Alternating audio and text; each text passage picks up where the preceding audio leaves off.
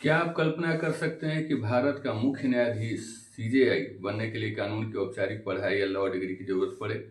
सुनने में यह नामुमकिन लग सकता है, लेकिन भारत के न्यायिक इतिहास में एक ऐसा व्यक्तित्व रहा है जिसने बिना एलएलबी किए देश के सबसे बड़े न्यायालय की कमान संभाली। चलिए उनके बारे में हम लोग कुछ जानते हैं। तो हम बात कर रहे हैं यहाँ न्यायमूर्ति केन वांशु की। इनका जन्म 1903 में मध्य प्रदेश में हुआ।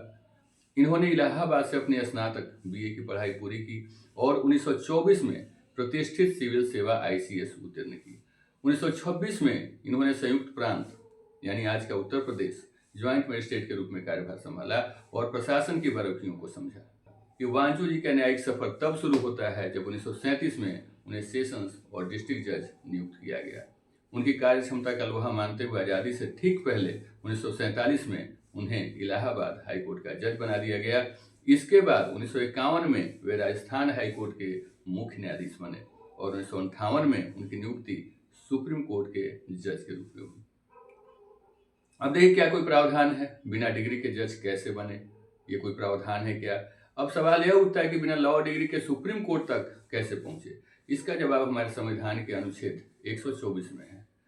इसके अनुसार अगर 5 साल से अधिक समय तक हाई कोर्ट में कोई जज रहा है तो वह सुप्रीम कोर्ट के न्यायाधीश बनने की योग्यता रखता है। इसी संवैधानिक मापदंड के कारण एन वांशु बिना लॉ डिग्री के भी भारत के 10वें न्यायाधीश बने।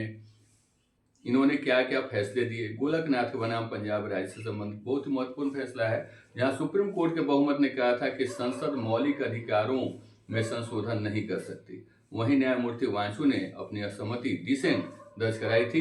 इनका मानना था कि संसद के पास मौलिक अधिकार सहित पूरे संविधान को संशोधित करने की शक्ति है। तो निष्कर्ष पर हम लोग क्या पहुंचते हैं कि एन वांशु आज तक के एकमात्र ऐसे सीजेआई हैं जिन्होंने न तो कभी कानून की औपचारिक पढ़ाई की और न ही कोई डिग्री ली। उनकी कहानी साबित करती है कि अनुभव और विशेषज्ञता कभी कभी औपचारिक डिग्री से भी ऊपर होता है। ना करें तो हम वांशु की कैरियर उस तरह से रख सकते हैं जैसे ऐसे खिलाड़ी जिसने कभी किसी स्पोर्ट्स एकेडमी में कोचिंग नहीं ली, लेकिन मैदान पर अपने वर्षों के अनुभव और खेल की समझ अनुच्छेद 124 के तहत अंततः राष्ट्रीय टीम की कप्तानी की।